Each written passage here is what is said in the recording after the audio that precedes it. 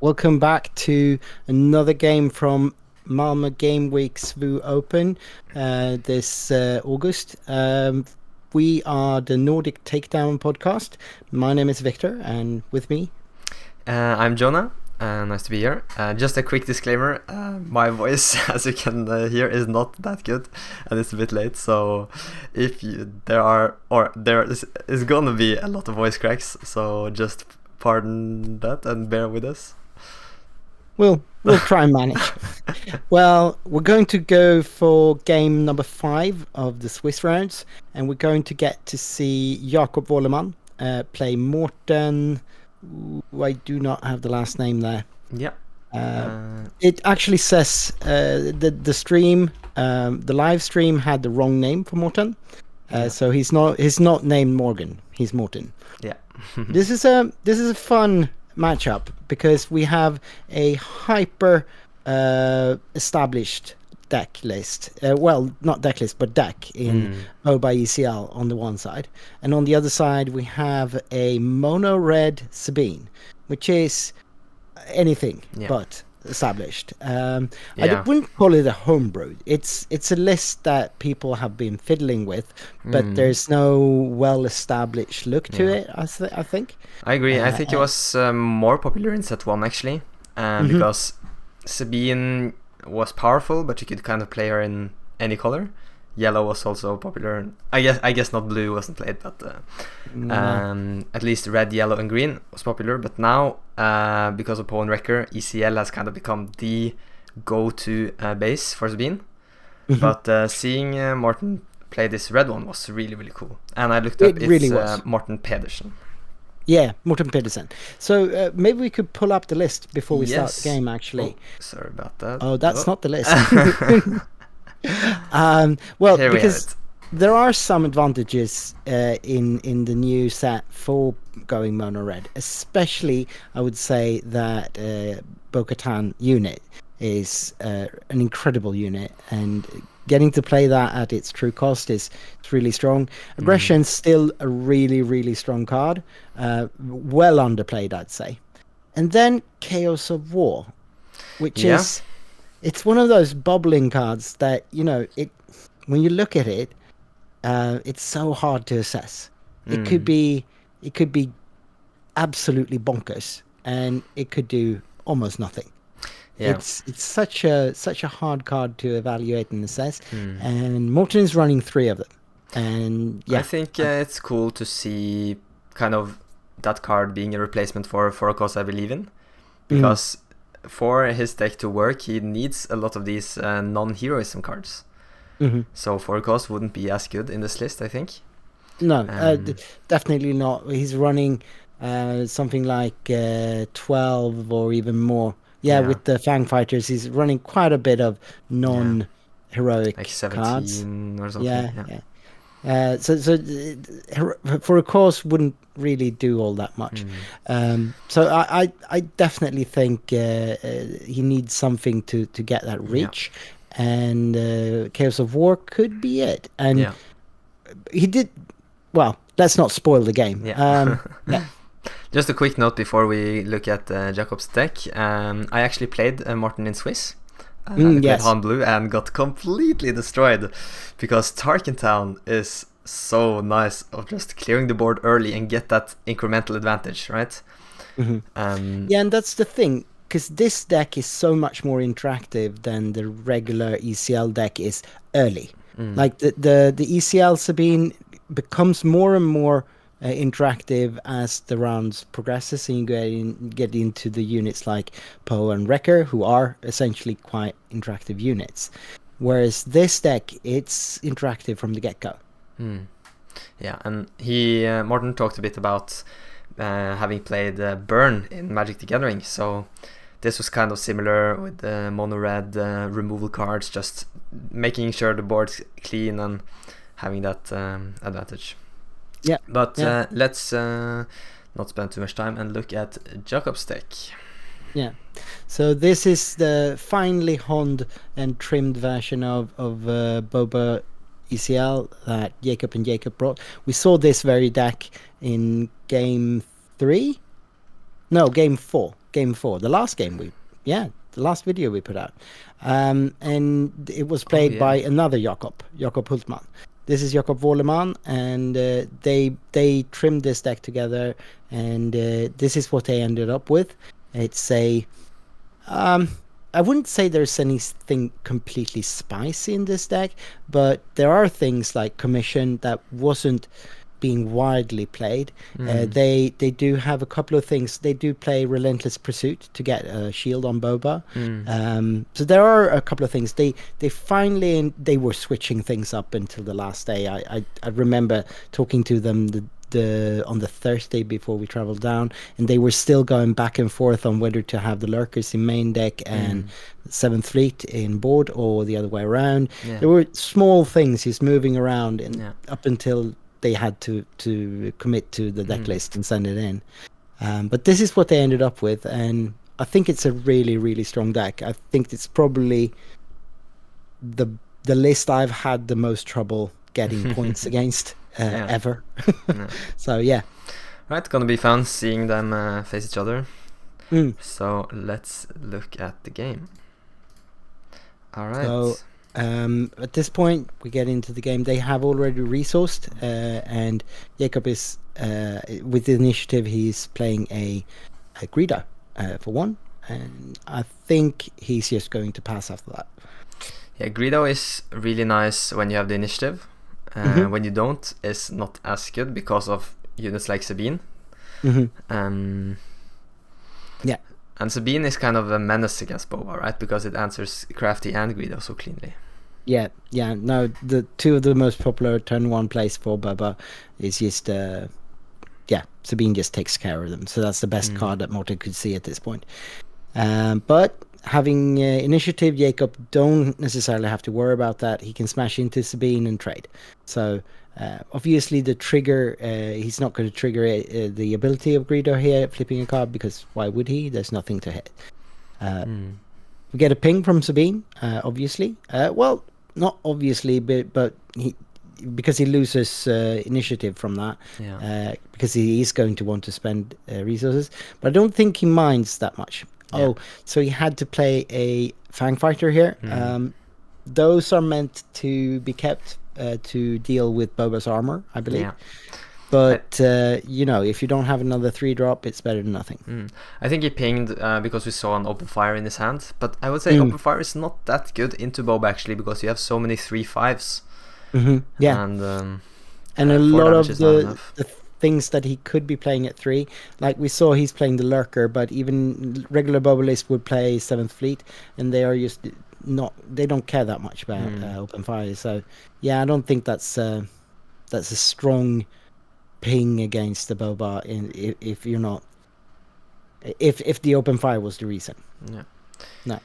So we get more small units coming out here. The board state is quite slow, but Jakob has ramped, as you can see in turn 3. So he's already out. He gets to wait for Sabine to flip here, and he's keeping 3 resources open. And if he gets to attack here, he would get to open up those 2 last resources, of course. Being able to play, I think that's a 4-loom in his hand. No. He would have to defeat a unit. But now Bo-Katan hitting the board. It's a pretty good target for Boba to attack into. Yeah. Notably, Jakob does not play the Hotshot Blaster. So the 3 resources are not a threat to one-shotting Sabine here, but Morten, of course, does not know that. No, exactly. So he, Relentless Pursuit will capture Sabine and give Boba a shield. Then, no, he's capturing the Fang Fighter. Oh, yeah, even better, obviously. Because then he can still defeat the Sabine by striking at it. Yeah, the Bo-Katan, you mean? Yeah. Oh, sorry, yeah. Yeah, that's a really clean trade. Giving up a shield for a unit. But it looks like he decides to go into Sabine instead. Yeah. Well, I guess he doesn't want Sabine to get the Darksaber and be too problematic to handle, so he starts working on it while he can. So seeing Ketsu... Yeah, that should be a Ketsu, which is also a way to defend against the Boba armor, obviously. Yeah, true. And it's not that good of an answer when you have a 2/2 shielded on the board, of course, having a clean trade, but maybe Jakob wanted to kill Sabine with that, so he's gonna have to make a decision now. So he is taking out the Bo-Katan unit before it gets to the card draw portion of its text, and just taking 3 back on Bosk. Now playing any kind of very interesting. That's interesting. Yeah, he wants to buff Sabine with the experience then, I suppose. Yeah, Sabine can die to any attack here, but crucially, Ketsu now has 5 HP. Yeah. So Boba can't kill Ketsu in 1 hit. I was just thinking that any event would kill Sabine as well because of the ping from Bosk there, but he doesn't have to do that. So instead, Ketsu takes care of Boba Leader, and he gets his Fangfighter back. So this game is going quite well for Morten, I'd say. He gets to remove Bosk and also take care of the... Yeah, so now I can see the power of those events, just cleaning the board away. Daring Raid is so cheap, so you can just fit it in any turn. Exactly. So yeah, this is why you would play Sabine Mono Red over Sabine ECL, that you get this level of interaction and like efficient interaction already at a fairly low amount of resources. This is, with the few cards he did almost the same things that you would do with a Wrecker. And he still has a Wrecker even though he can't ECL it. And here we see the downside of playing the Darksaber on a smaller unit, non-leader. It can just be waylaid. Bounce. And again, Waylay in Boba, such a strong card. It just costs effectively. It just costs 2, and so it's a really efficient way to deal with a lot of things. So this is Commission, the probably spiciest inclusion in the deck, and he's looking for probably the Fire Spray here. But he could pick up a number of other things, I suppose. But there is a Fire Spray here, and I'm pretty sure that's what he's going to grab. There's only 4 open resources, so a Zuckus for wouldn't be next as round. good, I guess. Oh, yeah. Oh, that's what he's grabbing. Oh, picking up Forlom. Yeah. Can still be played this turn, so it's nice having a bit of tempo, I guess. I guess, but there's no target for the ambush at this point. Yeah. And it gets very clearly answered by the Wrecker in Morten's hands. Exactly. Yeah, I would have probably picked up the Fire Spray for next turn, but yeah, I think Jakob has something in mind here. Oh, so he plays the Wrecker now. Yeah, Jakob passed. I think that was a very good decision. Yeah, that was probably right. I mean, now, he still needs answers for that Wrecker, but at least he has a unit on the board. Yeah. So Surprise Strike could deal with it. But having 13 damage on the Morten has initiatives. Morten can use Strike into Forloom and spill over a bit. Oh, he's going for base instead, obviously. My bad. So now he's really close. He's almost lethal, but a ping and a unit would put him at 24, but then... and he has the Chaos of War. Yeah. Oh, yeah. So that... In situations like this, not as good as Foricos. No, but I think Jakob has how many cards in hand? Maybe 2 or something. So... Oh, okay. I can't really tell from here. Yeah. So, yeah. The ping. He needs 4 more damage, and he will be at lethal next turn. Ooh, a very Jakob good use of ECL. Yeah, very good. 6 into Wrecker, taking care of Wrecker there. That puts Morten outside of directly having lethal on the board. even though with the ping next turn and the Fang Fighter, he could still. The second wrecker. Oh. A second wrecker, and what was that? Oh A yeah, heroic he just sacrifice destroyed to it. just draw a card. Just destroyed the card. Yeah, and Jacob gets to claim and possibly live to fight another day. We'll see. No, he didn't draw it, and he scooped that. And we're moving on to game 2. Now, I don't know what I expect Morten to bring in here, because obviously Jacob is going to have to play somewhat controlly into the Sabine, but he has no restore or anything, so Morten wouldn't be interested in bringing in any of these anti-heal cards like Saw Guerrero or anything like that. Not sure what he would bring in here. I think the Starwing Scout is a really cool card in Mono Red Sabine, because either you get to hit the base for 4 damage. It's a 3-cost 4/1 space unit. That's when defeated. If you have the initiative, draw 2 cards. Yeah. So either you wouldn't have initiative in turn 5 at 5 resources. You play it on 4 resources, right? It costs 3. It's 3 cost. Oh yeah, but, so then you could actually have initiative. Yeah, I just really think like Morten's list can utilize card advantage really well, because he can go super wide with all of the cheap units and kind of just clean the board with those events. So it's no, I believe that cool. could be quite strong actually. I'm not entirely sure what I think Jacob would be bringing in here. He does have is probably good, and he's got some anti-rush things as well, like Basine could probably be good disruption.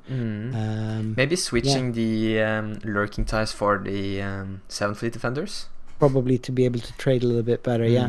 The lurkers were probably mostly there for Kira matchup. But here I think the 7th Fleet is probably stronger.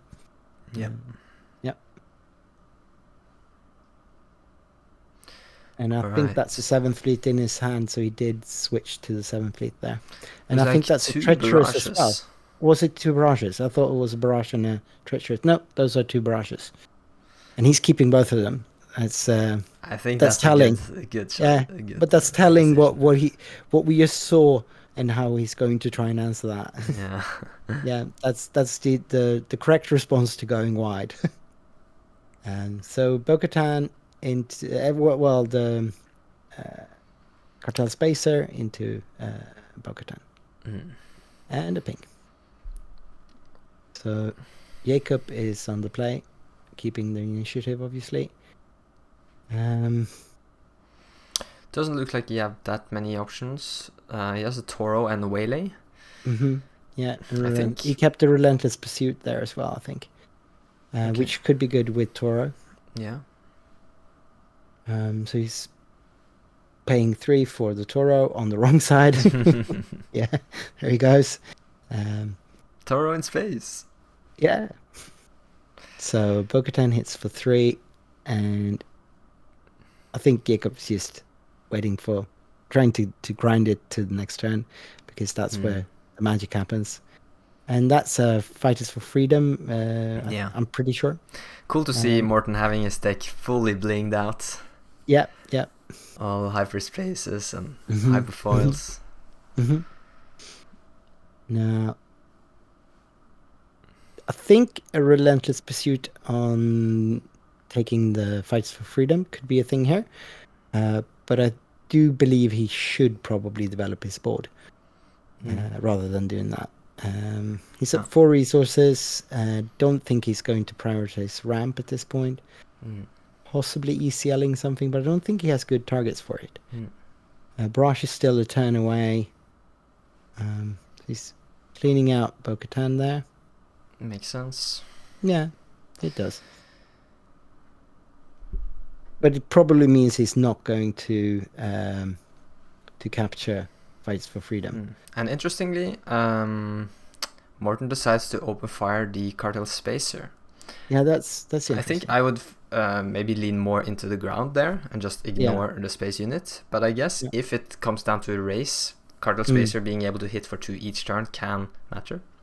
Yeah, of course. So Jacob did waylay the Fighters for Freedom after seeing Morten spend his resources there. So Sabine flips, no, maybe, possibly. There comes the Daring Raid. Daring Raid, and then Sabine, and no good to me dead. That's a super nice answer. Clean answer to Sabine. That's why that card is in the deck, to take care of Sabine, basically. Yeah. And looks like Jacob has now 2 Barrages and a 7th fleet. Yeah, that's what it looked like to me as well. And I think at 5 resources now, he has no units.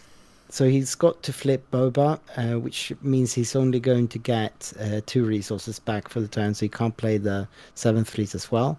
But he gets to barrage at least, and so Guerrero was pulled in from the sideboard there apparently. I mean, he's a 5/4, so he's fast. He's fast. The and heal he won't come did deal 2 damage. Yeah.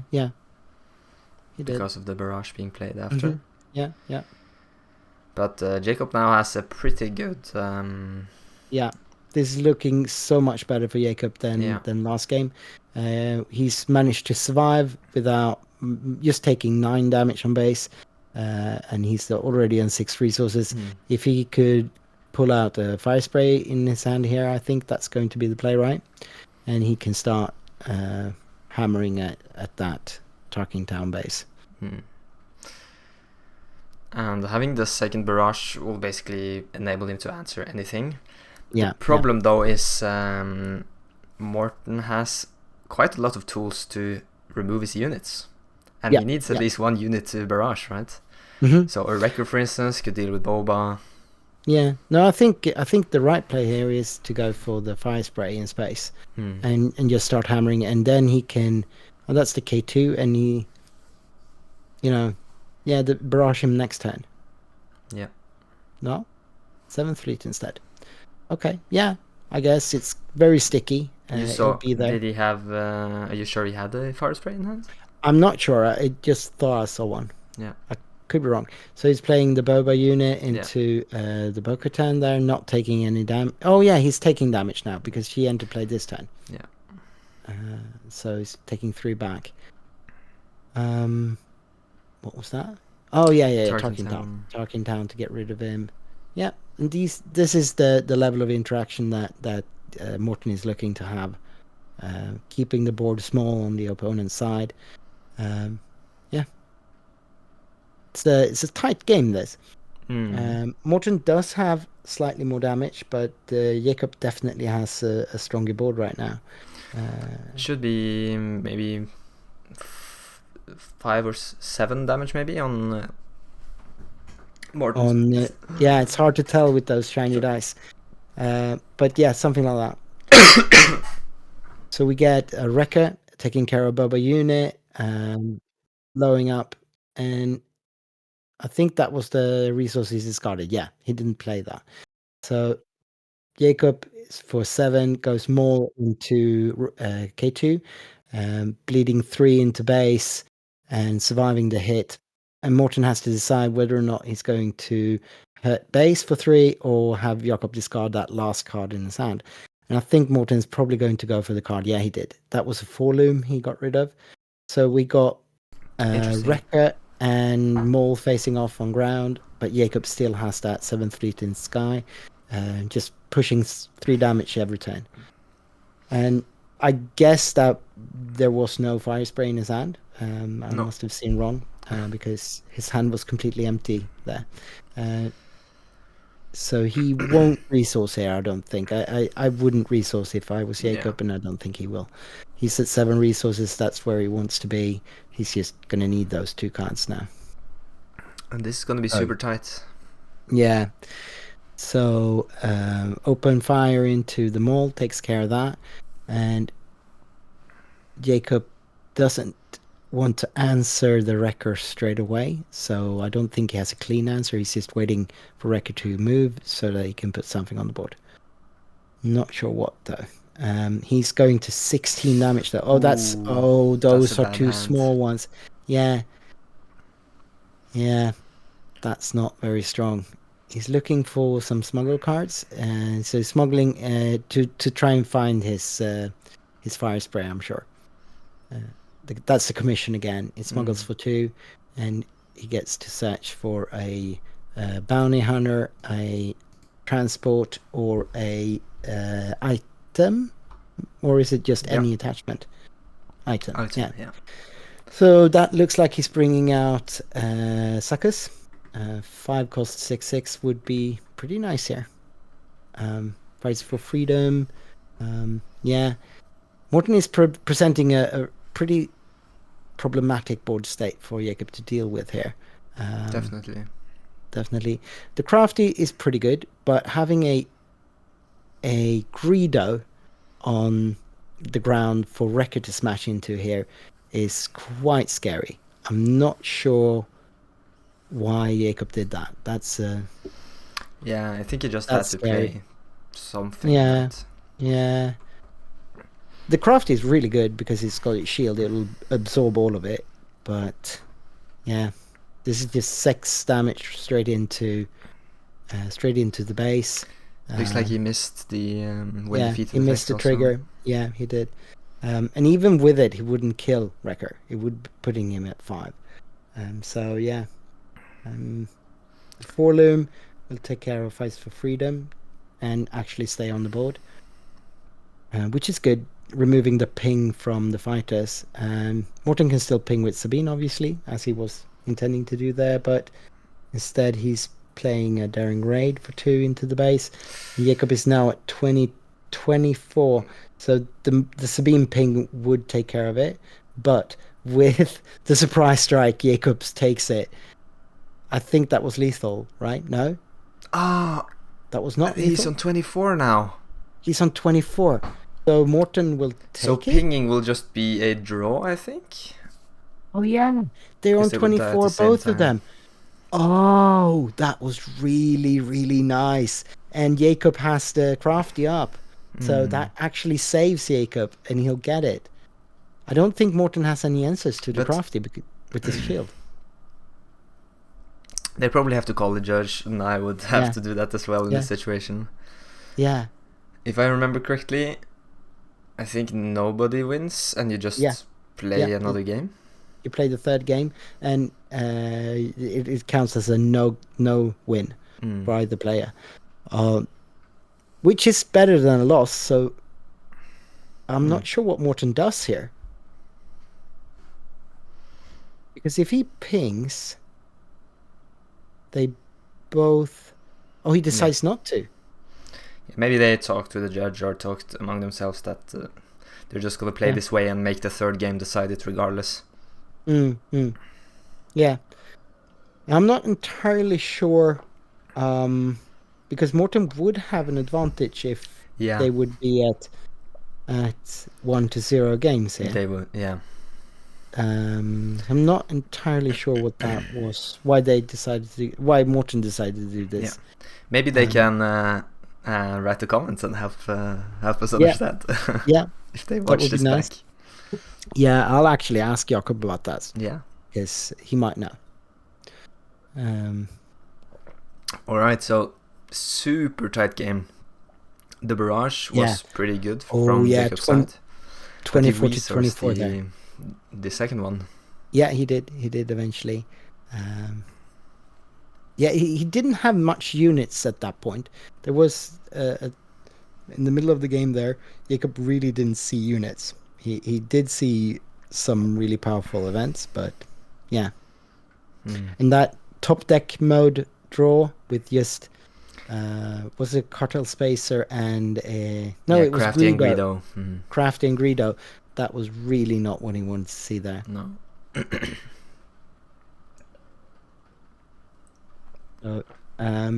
Looks like none of them are doing anything with their sideboards between game 2 and 3 here, which makes sense. I mean, I mean, usually you have your sideboard plan fairly figured out for these kind of matchups. Unless you're completely reading a deck wrong or a player wrong, you don't necessarily need to change anything. Yeah, and they're maybe more focused about playing their best and not doing every competitive ideal move.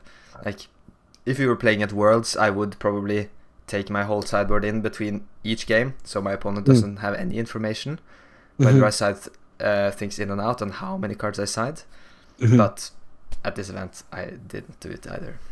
No, it's not that level of event. And also, this is game 5 of the night, so by this time at least I was starting to get, a bit mushy in the brain, So that kind of level of things might not. I just couldn't be bothered with that level of competitiveness. I think Morten having Sabine opener here is really, really good. Yep. Sabine opener is always good into Boba, and Cartel Spacer is really never the ideal play for the Boba deck. It's something in space, but it doesn't trade into anything really. Yeah. Boba on turn 2, however, is pretty nice. Fights for Freedom, it's good. I love that card. I play a lot. And ECL enables Boba to just take out Sabine for free here, so really valuable. Really valuable. But did he use ECL already? There's a marker in ECL? He ECL'd Boba and it dealt 3 damage to Sabine because she had already attacked base, right? Oh, I missed that. Cool. But I noticed the Jacobs were not playing the Viper Droid. I think that card is actually maybe the best start into Sabine because it just trades with everything. Yeah, and you get to see the hand. I think they just didn't feel that it was sticky enough, and they're rather focused on having good turn 2 plays. So, yeah. Fighters for Freedom coming in nice here. Dealing 1 damage extra with the open fire. Right. Ooh, it's nice. But Relentless Pursuit and giving a shield to Boba. It's going to be really difficult for Morten to take care of a 3-5 shielded. Yep. This early in the game, and he's only got 1 open resource. He could, of course, play a Daring Raid or something to remove the shield, but, it's going to be a bit of a struggle here. I think Relentless Pursuit in Boba Green is pretty strong, actually. We talked a lot about that card in testing, and it has some upsides to LA. Even though it's often not as strong. No Good to Be Dead here from Jacob's side is really shutting Morten down. Yep. I think they're pretty even in damage. Just a couple of damage between them. I'm not entirely sure, but I think Jacob has pushed. Should be 5, like Crafty plus Boba, I think. Yeah. No, sorry, the Cartel Spacer hitting for 2. Yeah. So 2 plus the ping, so 3. I think he also attacked with Boba. Oh, he did. Okay. Yeah. So then Jacob is actually ahead on damage here. Barrage will take care of Poe cleanly, leaving a very strong Boba hitting base. Oof. And Jacob is pulling ahead here. Yeah. This game is not going Morten's way. But he does have an aggression hand, which could do something. And Boba gets to, again, utilize his on-attack ability here. And here's another thing that Jacob pulled in from the sideboard. So he gets the bounty now. He can search for a 3-cost unit, which will always be Toro, if he can find it. If he can't find it, Boba will suffice. But no, Greedo, that's the least. Yeah, it looks like he only had to choose between Cartel Spacer and Greedo. So Greedo's better. He strikes for 3, so yeah. So having 10 damage on the board here is probably within close to lethal range. Yeah, close to. And also, Boba armor or something could just put him within range. Probably. So game 3 really different than the other games we saw. For sure. But think- that at least brings the fights for freedom back. Now Jacob has 4 for a 4-loom, taking the fighters out, leaving a 1 health unit for Record to have fun with. But no, he destroyed it immediately. Did he play a daring maid or something? No, he used Tarkingtown. Makes sense. Yeah, I guess. Record can still go for Greedo, so yeah. But I think, Jacob Drake for base with Greedo. And I think at this point, Jacob isn't that Martin- afraid of Martin's speed, because Jacob is so far ahead at this point. He's just trying to hammer the last points in. And he's probably within 5 or something. And the thing with Boba, when Boba gets this far, even if Boba has nothing on the board, they can always play a fire spray and just finish it.